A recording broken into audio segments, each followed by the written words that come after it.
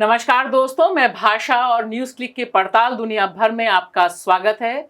आज हम चर्चा करने जा रहे हैं कि आखिर अमेरिका के राष्ट्रपति डोनाल्ड ट्रंप ने जिस तरह से सोचा था कि डंडे से पूरी दुनिया को हड़का देंगे और दुनिया लमलेट हो जाएगी, टैरिफ युद्ध शुरू किया था।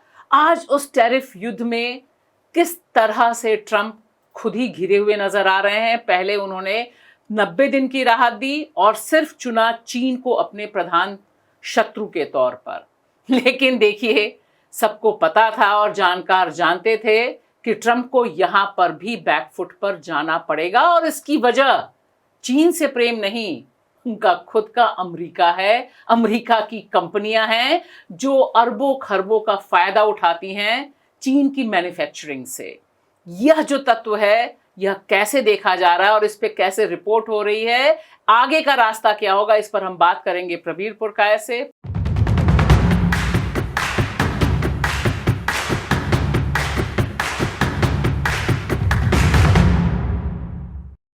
बहुत बहुत स्वागत है। आपने पिछले प्रोग्राम में ही कहा था कि देखिए आगे क्या होता है।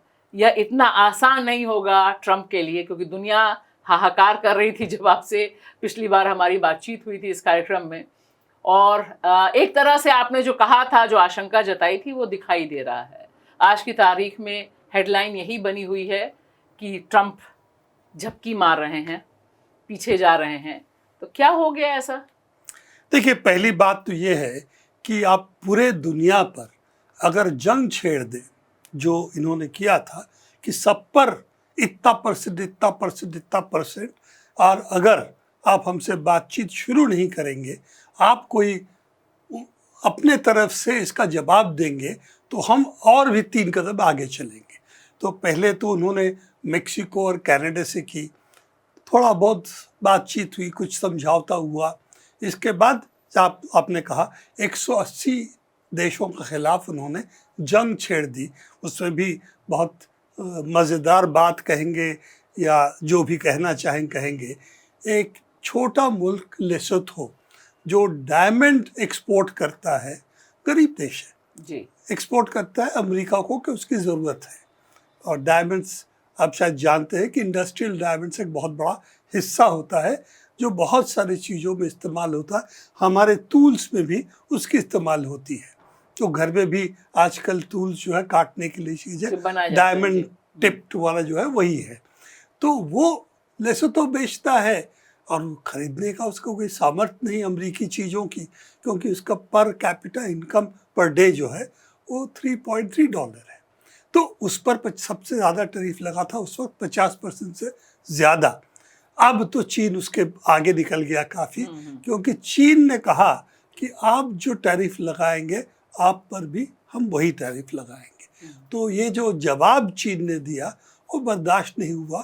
तो एक स्टेप आगे चलते चलते 145% टैरिफ लगा है, और पुराने और भी जो टैरिफ थे उसको अगर जोड़े तो कुछ चीज़ों पे 200% से ज़्यादा। 245 इन्होंने 16 अप्रैल को कहा कि अब हम जाओ 245% कुछ चीज़ों पे, हर चीज़ पे नहीं। और चीन ने कहा 125% के बाद कोई मतलब ही नहीं होता, क्योंकि ट्रेड करीब करीब बंद हो जाएगा। और अब जो है उनकी प्रॉब्लम, आपने जो कहा, अमेरिकी कंपनी जो इंपोर्ट करती है अमेरिका में, जैसे आप जानते हैं एप्पल फोन, आपका फोन्स, तो इसका मैक कंप्यूटर, बहुत सारे और कंप्यूटर कंपनियां हैं जो अमेरिकन, उसकी नेम प्लेट अमेरिकन है और वो चीन से आती है।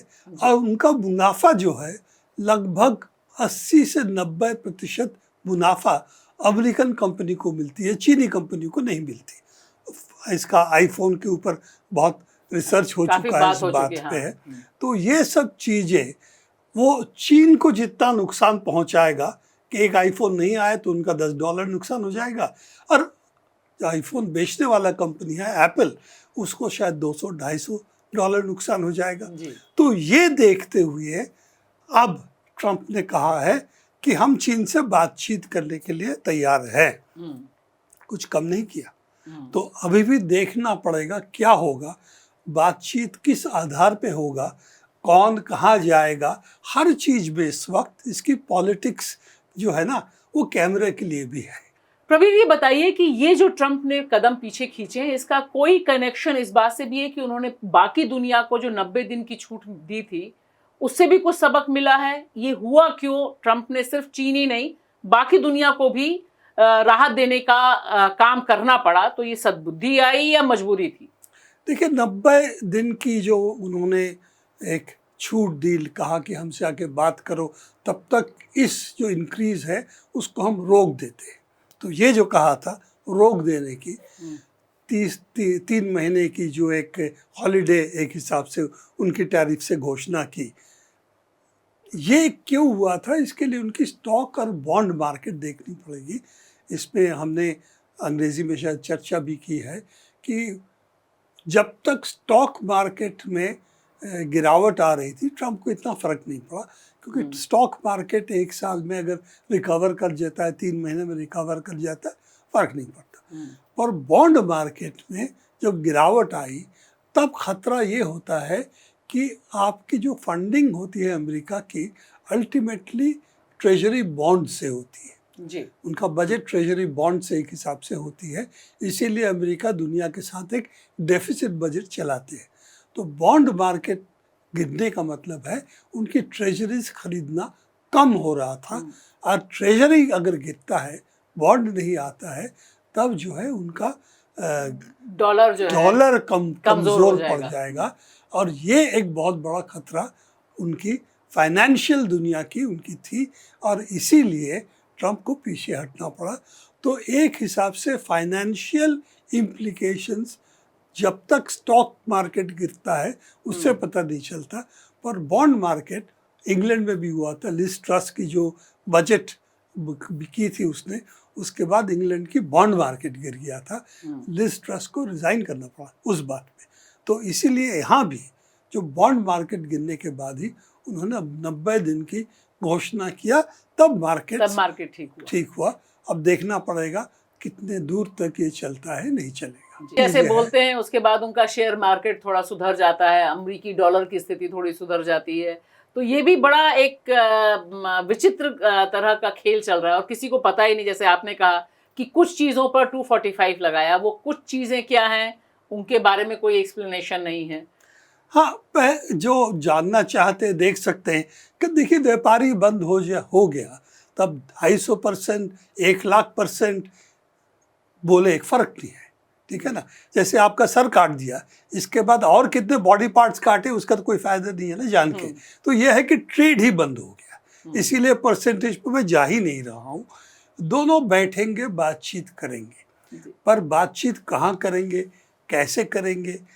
ट्रंप कहता मेरे दरबार में आओ, मेरे सामने झुको, सलाम करो और बताओ कितना दोगे। तो ये जो रवैया है चीन के साथ, ये अब नहीं कर पा रहे हैं।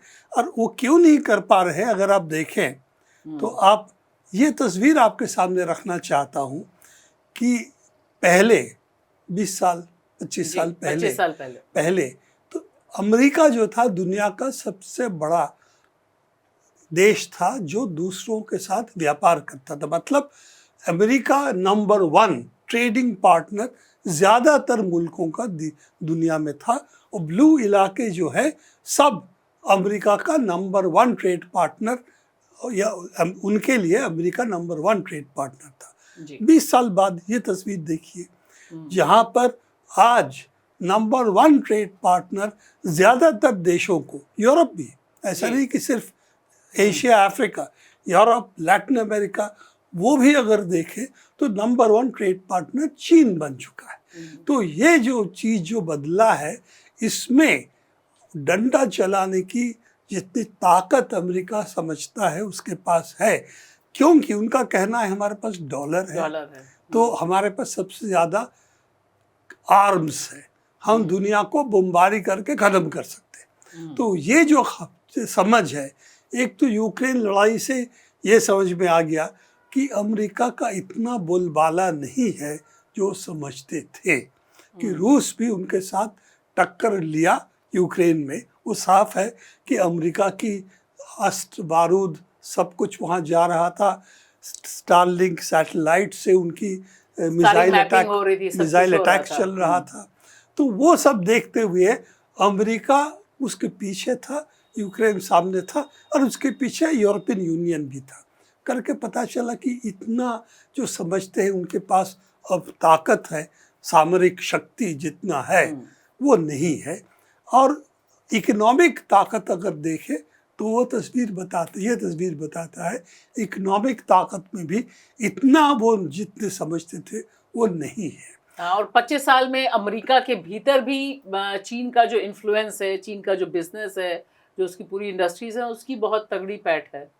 ये जो आप कह रहे थे बहुत अहम चीज़ ये है कि हम तो देखते हैं आईफोन आता तो है, लगता है अमेरिकन कंपनी से, पर आईफोन के इंटेलेक्चुअल प्रॉपर्टी जो इसका सबसे बड़ा हिस्सा है कॉस्ट की, उसमें अमेरिका को जितना मिलता है 95% अमेरिका को मिलता है, 5% चीन का बनाने के लिए मिलता है। तो मैन्युफैक्चरिंग इसमें इतना अहमियत नहीं रखता है, क्योंकि वो इंटेलेक्चुअल प्रॉपर्टी और फलाना धमाके से वो ज़्यादा होता है, सॉफ्टवेयर के कॉस्ट से ज़्यादा हो जाता है।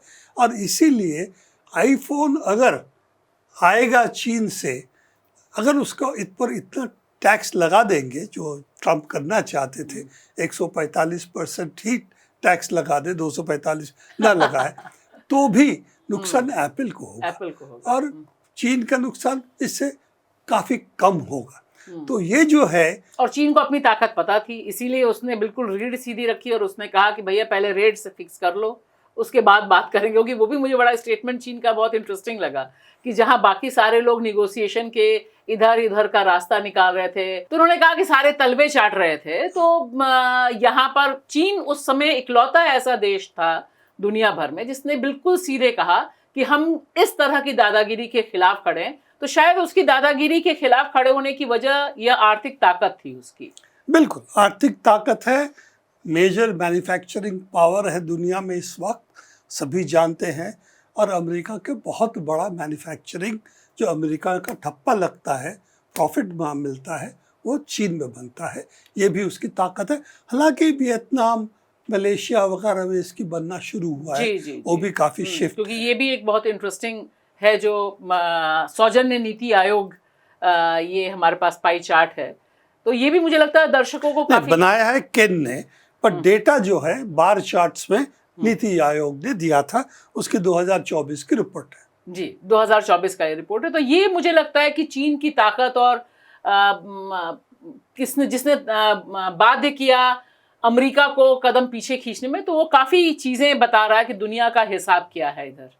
बहुत बड़ा अहमियत ये ग्राफिक रखती है, क्योंकि इलेक्ट्रॉनिक्स आज हम जानते हैं दुनिया का मैन्युफैक्चर में हर क्षेत्र में घुसा हुआ है। जी। आपकी पेट्रोल गाड़ी भी ले लीजिए, उसमें भी 40% कॉस्ट जो है वो चिप्स की होती है, इलेक्ट्रॉनिक चिप्स की। इस प्रोग्राम को बनाना और इस प्रोग्राम को देखने में भी इलेक्ट्रॉनिक्स का ही सारा खेल है। वो तो है ही।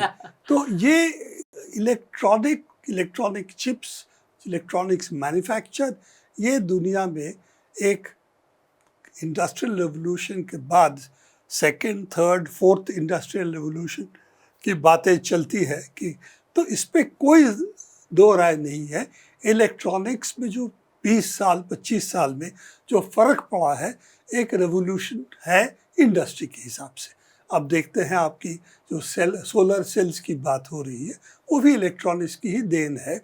तो वो देखते हुए इलेक्ट्रॉनिक्स मैन्युफैक्चर भविष्य का एक बहुत अहम क्या कहेंगे सेक्टर है। सेक्टर सिर्फ नहीं, ऑल्सो स्ट्रेटेजिक, कौन किसके ऊपर रहेगा, ये भी एक किसका बहुत किस बड़ा पे खेल है। शासन चलेगा और कंट्रोल चलेगा। जो इंडस्ट्रियल रेवोल्यूशन में यूरोप का हुआ था, तो उसमें देखें तो इस वक्त 59% दुनिया की इलेक्ट्रॉनिक्स मैन्युफैक्चर चीन में हो। हाँ, वो भी 2022 का है, तो अब हो सकता है कि 2 साल में और उसमें इंक्रीज हुआ हो। इसके बाद अगर देखें तो ताइवान है। ताइवान में बहुत अमेरिकी कंपनी है, पर ताइवान है।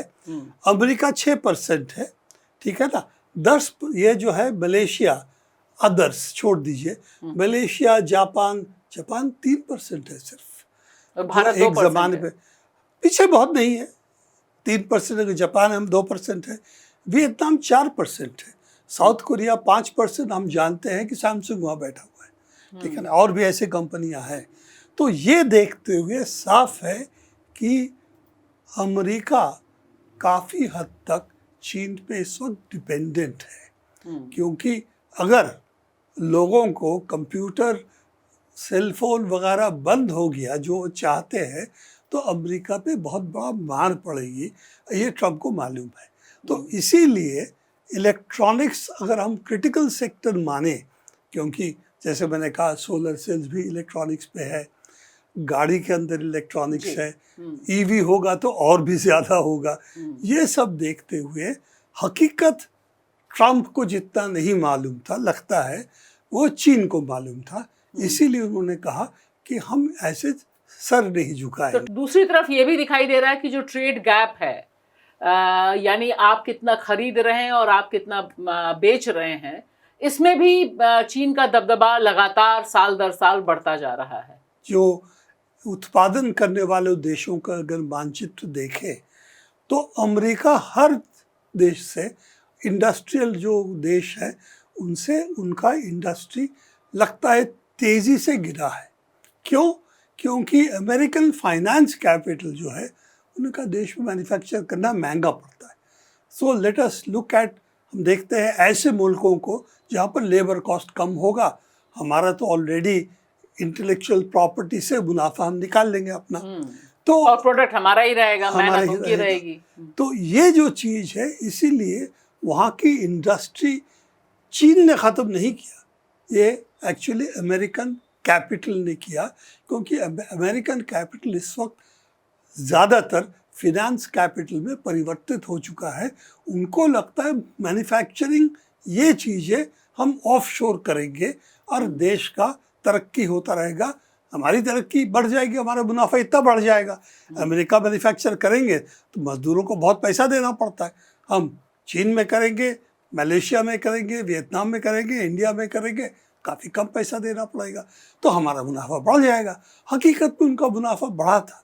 और फाइनेंस कैपिटल अगर देखें उस पर अमेरिका सबसे शक्तिशाली है, ये हकीकत है, और उसके साथ डॉलर भी उसका है। तो उनको लगा डॉलर हमारा फाइनेंस कैपिटल, दुनिया की फाइनेंस हमारे हाथ में है और हमारे पास हथियार है। अब शासन करने के लिए क्या है, तो ट्रम्प जी ने कहा कि हम डंडा ही चला देते हैं। और ये भी जो बात है डंडे की बात, ये बड़ा, इस पे भी एक बात पूछे हमारे दर्शकों को बताना है कि दुनिया की जो आर्म्स, दुनिया के देशों के जो आर्म्स कहते हैं बजट है, वॉर बजट, हथियार खरीदना, युद्ध बजट जो है, ये हथियार खरीदना, युद्ध करना, अपने फौजों को दुनिया में फैला देना, ये सब अगर गिने तो अमेरिका का डिफेंस बजट इसके बाद 9 देश जो है उससे ज़्यादा है। तो मतलब हिंदुस्तान भी उसमें शामिल होता है, रूस भी शामिल होता है, चीन भी शामिल होता है। सबको 9 देशों को अगर मिला देंगे तभी भी अमेरिका के डिफेंस बजट उससे ज़्यादा है। तो उनको लगता है डंडा भी हमारे पास है, हथियार भी हमारे पास है।